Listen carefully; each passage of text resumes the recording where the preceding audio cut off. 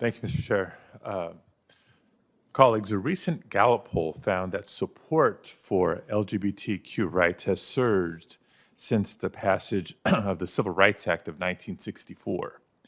However, even with this record support by the American people, members of the LGBTQ community continue to face unnecessary barriers and obstacles. Our country is currently dealing with the combined effects of the COVID-19 pandemic and a fight for equity and justice across the board.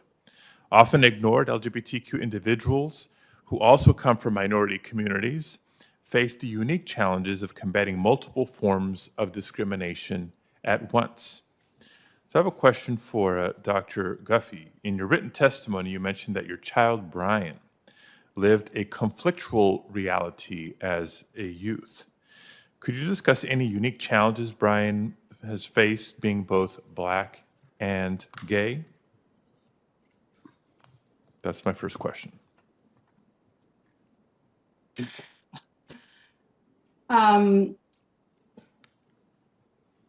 Thank you for that question. I think anyone that has that multiple identity deals with the intersection of them. It's like a layered effect.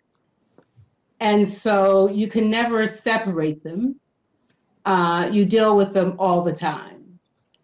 And so it's like a double, I don't want to say burden, it's like a double discrimination.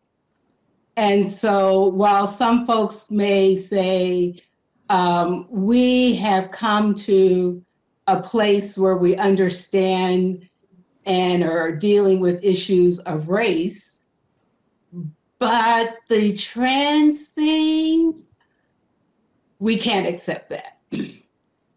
And like Mr. David said, he can walk in and have some rights as a Black person, but as a maybe a gay person or a trans person, that's a totally different story. And so there's still in place that conflict of what rights do you have when. And so I think that's what I would say, still having to deal with both realities and two levels of two conflicting rights, still not equal, still discrimination in this country. Yeah. And the Equality Act would be another step forward, an important step forward for this country and for Brian.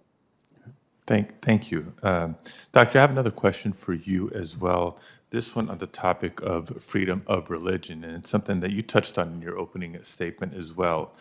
You know, colleagues, freedom of religion is one of our nation's most sacred and fundamental values. In 1993, the Religious Freedom Restoration Act was passed with bipartisan support and was intended to limit the federal government's ability to substantially burden people's exercise of religion. However, the Act's scope has been expanded over time, and the law has been weaponized to weaken non-discrimination protections. Though the opponents of the Equality Act falsely claim otherwise, the Equality Act will not repeal, nor will it undermine the Religious Freedom Restoration Act. It actually expands protections against the discrimination toward religious and racial minorities. Additionally, the bill has the support of over 100 religious groups across the country. So, Doctor, in your written testimony, you described how religion was used as a justification for the institution of slavery in our nation's history. Slavery, of course, sent a firm message that Black people were undeserving of rights and civil liberties. How does that history inform the discourse around LGBTQ discrimination today?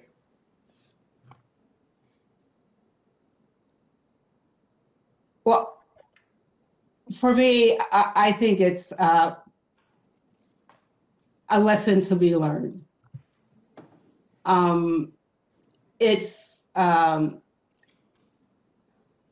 of the same, it's the same thing.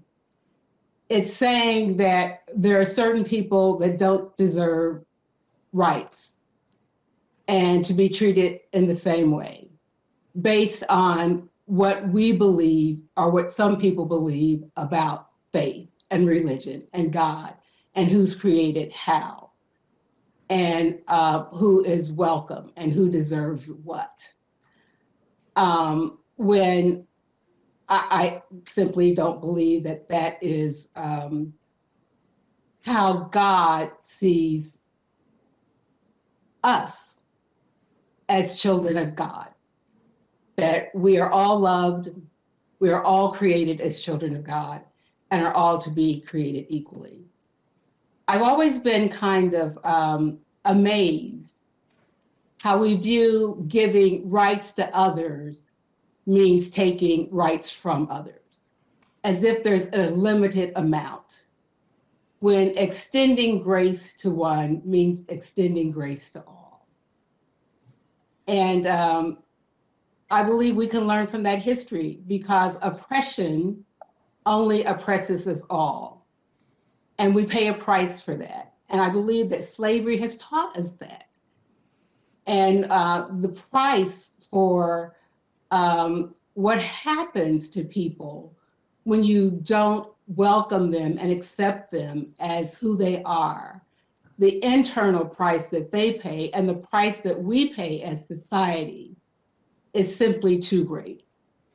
And the demeaning of people, eventually we pay for that, and not letting them and allowing them and affirming them in their fullness of their creation by God, and using the church and using religion to justify that. That's not religious freedom. That's using religion in a way that it's never been intended to be used. At least that's what I believe. And I believe that is true for all of the other faith communities that support the Equality Act. They do not see religion as a reason to be weaponized, to be used against people. And that's why they support it, as I do. Thank you for your thoughtful testimony. Thank you, Mr. Chair. Thanks, Senator.